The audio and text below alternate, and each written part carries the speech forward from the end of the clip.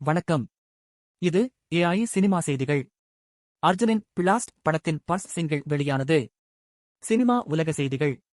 தமிழ் சினிமாவில் கிட்டத்தட்ட 30 ஆண்டுகளுக்கும் மேலாக முன்னணி நடிகராக இருந்து வருபவர் ஆக்சன் கிங் அர்ஜுன்.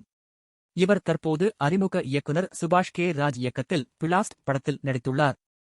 சுபாஷ் கே ராஜ் பிரதீப் ரங்கநாதனின் உதவி இயக்குனராக பணிபுரிந்தார் என்பது குறிப்பிடத்தக்கது.